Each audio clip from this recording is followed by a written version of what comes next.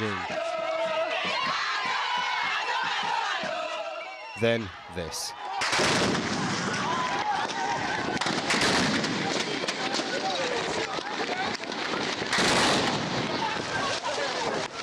These pictures were taken on Thursday and could mark the turning point in the disputed elections of Côte d'Ivoire.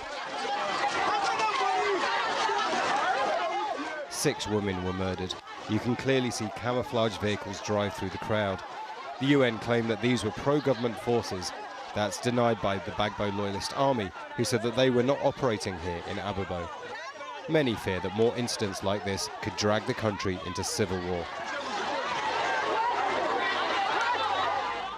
Kofi Annan, the former UN Secretary General, says Gbagbo must step down.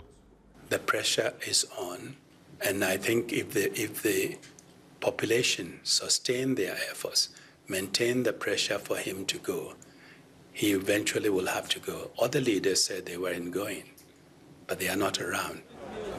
The situation has led to widespread panic. On Friday, many rushed to withdraw money from banks.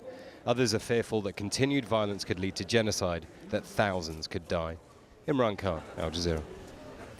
Several people have been injured after protesters clashed with police in Egypt's second biggest city of Alexandria. This amateur video is believed to show protesters ransacking an office in the state security building. They claim the police were trying to get rid of identification documents. Witnesses say the security forces opened fire at the demonstrators. Well, this comes as thousands of people gathered in Cairo's Tahrir Square after Friday prayers. They warmly welcomed the newly appointed Prime Minister Essam Sharaf. He urged the demonstrators to do their part to rebuild the country. I'm here because I get my legitimacy from you. I will exert all my efforts to respond to your demands. And if I fail, I will join you. Now, Chinese Premier Wen Jiabao has opened a new parliamentary session with his annual address to the people. The country's latest 5-year economic plan dominated the State of the Nation speech. For more on this, Rong Ying is the vice president of the China Institute of International Studies and joins us now from Beijing. Rong Ying, thank you for joining us today. I wanted to start with the idea of social unrest. Now, as the NPC were holding their meeting, there was warnings from the state media telling people not to heed calls for protests in the capital. And along with that, we had the NPC talking about an emphasis on social stability. That's a huge departure from previous meetings. What does this say to you about the government's position? I think the session and also, of course, the speech has been, at least from what I have heard, has been very solid, very confident, and also pragmatic. The Prime Minister, I think, has tried to lay out the policy goals for the government by summarizing what has been achieved for the past 5 years and what would be hoped to achieve in the 5 years ahead.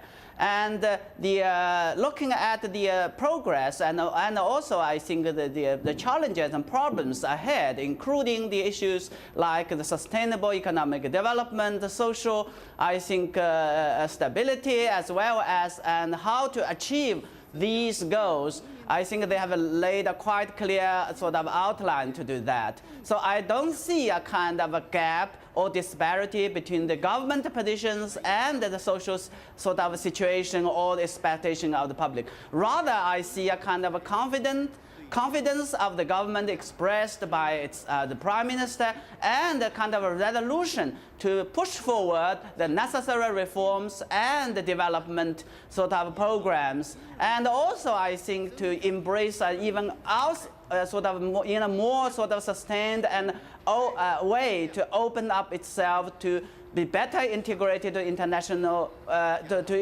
community, so that it can develop itself by opening up and in the meantime contributing itself for the social, for the world development, prosperity, if I could interrupt, yes, and peace. But the point I was trying to get at is, isn't it unusual for the NPC itself to address social instability in any way? Usually much of the focus is on the economy and numbers, but this time they're actually talking about the social climate. Well, of course, these social sort of issues or challenges that have been experienced in the past few years, if I look at this government report, the background is looking at the past 5 years, the 11th five-year plan, and they're working on a new 12th five-year plan that is next 5 years. I think these issues, the challenges and problems facing the government or facing the Chinese society as a whole have to look around in this border perspective, in a border context. So I think the government definitely has the confidence and resolution to pursue its agenda. Rong Ying is the Vice President of the China Institute of International Studies. We really do appreciate your time and analysis. Thank you. German officials say the man suspected of shooting dead 2 U.S. Air Force members at Frankfurt Airport on Wednesday could have killed more people if his gun hadn't jammed. 21-year-old Arid Uka has been charged with 2 counts of murder and 3 counts of attempted murder. The magazine in his gun is said to have stalled, preventing another 6 bullets from being fired. He held the pistol directly in front of the third soldier's head and pulled the trigger twice in order to kill him. But the pistol didn't fire, as 1 bullet casing got stuck in the mechanism of the gun, so this soldier wasn't injured. As the accused realized his gun was no longer working, he escaped, but was followed by the soldier and overpowered and apprehended by both him and federal police officers. Doubt has been cast over allegations of spying at the French carmaker Renault.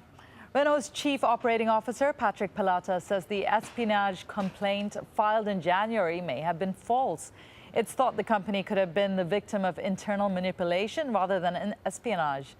3 executives sacked after the story emerged have been offered their jobs back. Le directeur général délégué de Renault a eu ce matin. Renault's delegate director had the dignity to say they may have got it wrong, and if so, they wrongly suspected those 3 executives. So they will be offered reinstatement, and in the event that they do not accept this, they will be given compensation. Industrial relations in the United States look set to take another nosedive. Wisconsin's state governor is in dispute with trade unions over a budget balancing bill. He's just issued layoff warnings to state workers.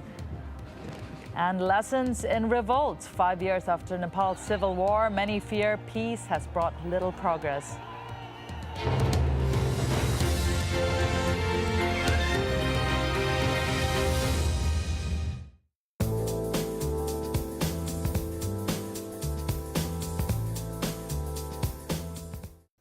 Welcome back. First, across India, we're looking at some very warm temperatures.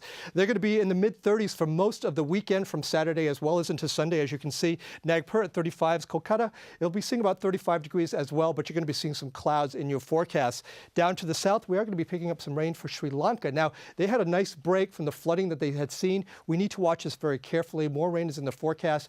We do have some lands that are still flooded, so this could actually aggravate the situation that is going on in the region.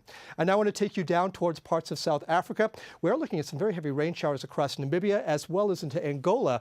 Those showers could lead to some flooding as well, but we have also seen flooding over the last several weeks for the northern part of Mozambique, especially in the river valleys. We had seen over 20,000 people